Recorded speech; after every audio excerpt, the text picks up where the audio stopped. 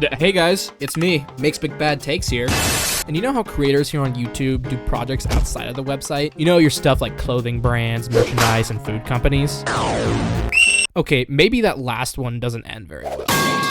However, the games made by creators tend to do better on average. Notably, the game made by the AI Papa Toodle himself, Abandoned Archive. Now, I don't know what Pac Vito was smoking when he was making this game, but this game is absolutely heat. From the procedural generation to the permanent loss on death, this game is in every sense of the word a roguelike, and has a very simple and fun gameplay loop. Now, this doesn't take away from the fact that this game has a plethora of different builds and general ways to just play the game with different artifacts and such. More on these later. Whatever he laced this game with to make it so addictive, it's working. You want to know why I think that? Well, let's start from the beginning.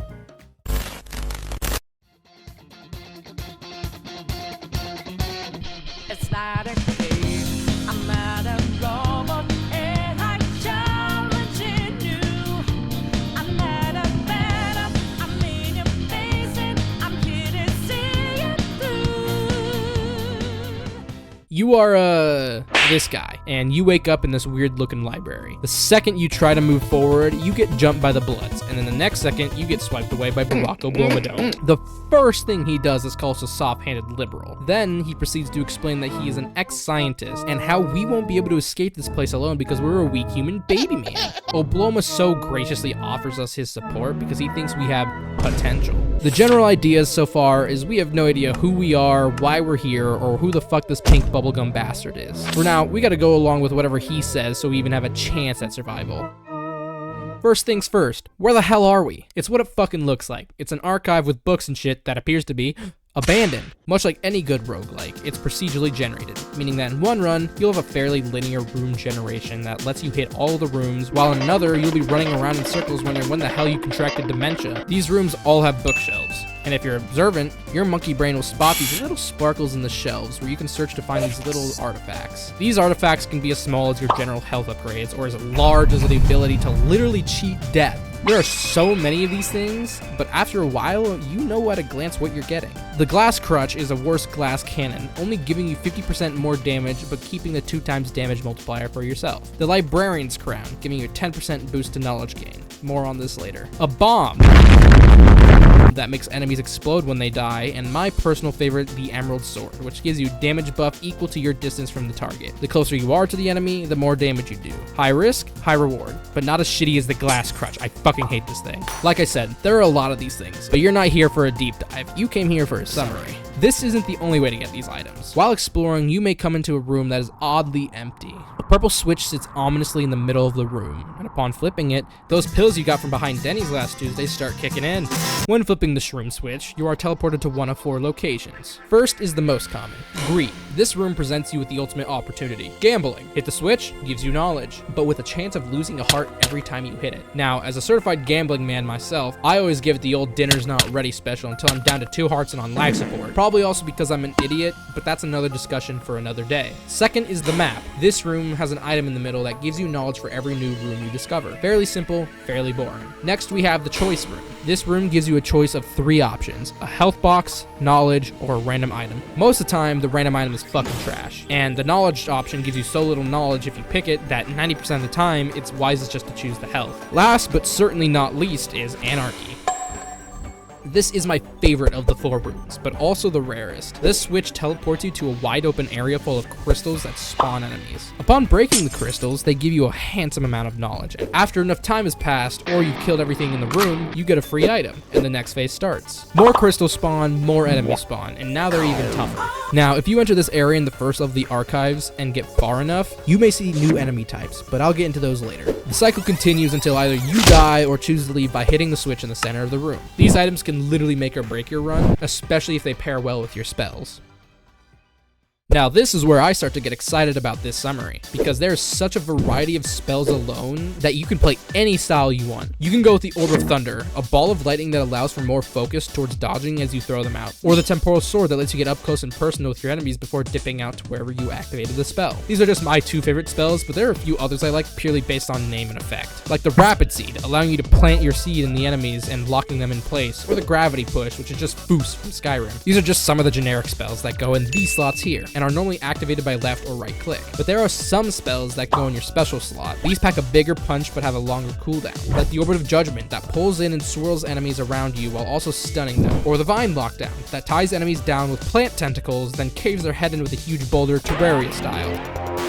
Some spells pair well together more than others, but it's up to you to find out what's comfortable. Not everyone is like me and wants to be zooming around at Mach 1 while swinging a big knife and generating enough electricity to make even Nikola Tesla hard. Speaking of which, you can upgrade these spells. Were you wondering what to do with all this knowledge you were accruing? Well, it certainly wasn't to make you smarter because you're still here watching me.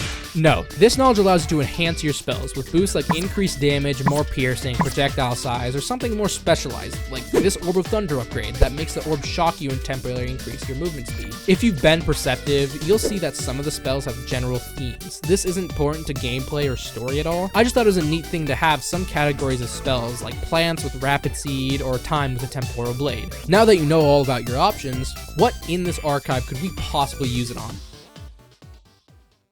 Urethra, the local wildlife. These unholy abominations are going to be the first target of your magical escapades.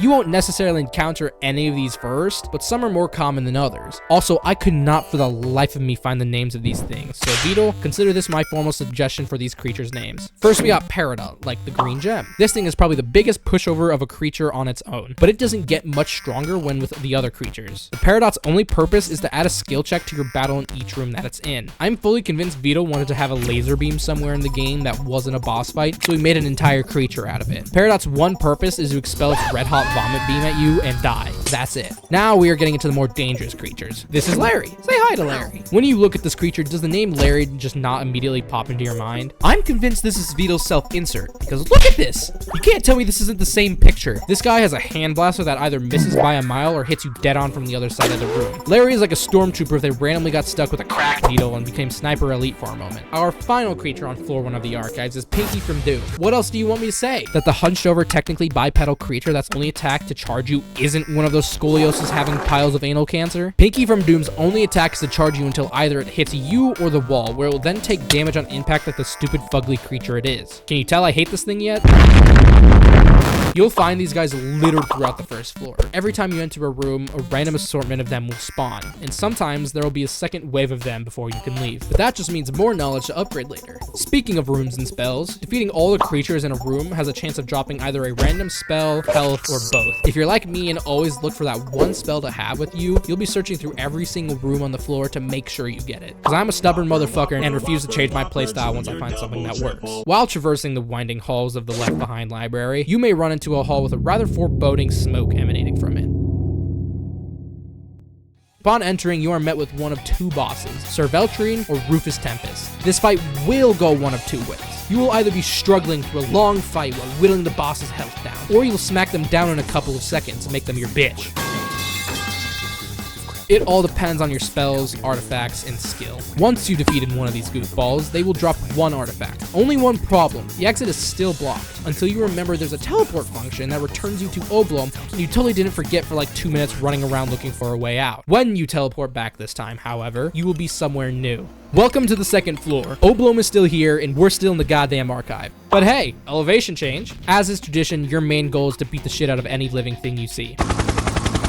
But now, there's this motherfucker. The amount of times I have lost a run because of this guy right here is too many to count. His main attack is to predict where you're going like he's fucking L from Death Note, and summon a little shadow demon that tries to grab your ass, and not in the good way. But Identity, why don't you just get really close and barrel stuff him? Well, that's where it gets good. He also has a melee option that is so fast that 90% of the time, I can't even see him charging it to dodge in time. And on top of all of this, he's tanky as hell, making him priority target number fucking 1. And for this, I name him Chud, because he's ugly both inside and out. The whole song and dance plays out again, but this time we're on the castle floor, which means more rooms and more creatures to slaughter. This happens to be my favorite floor for one very good reason.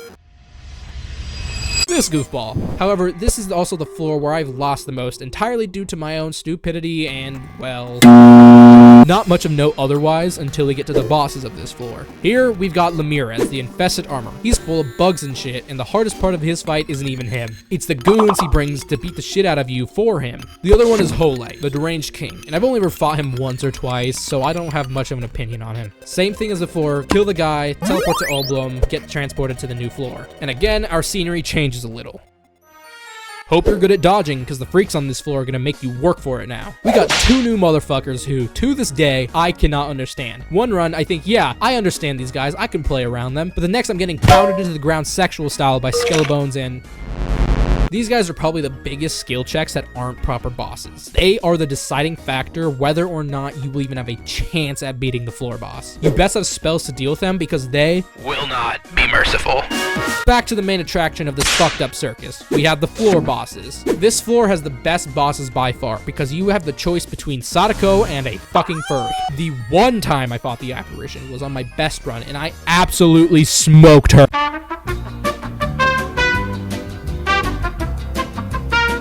Shit's getting serious now, so it's time to lock the fuck in. Once you finish the 3rd floor, you're teleported to this fancy place where you have a few options. The most obvious one is the loop back. It seems like this is the intended path because it's shoved straight in your face the second you get there.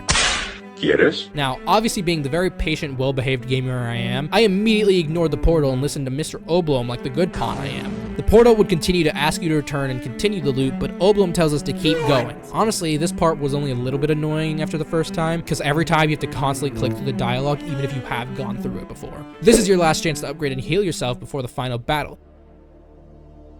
Now, the moment we've been building up to this whole time. The final battle to free ourselves from the terror that's been holding us here for so long. Nah, I'm just kidding. The only time I had the balls to take this guy on, I made sure to blow his head smooth off.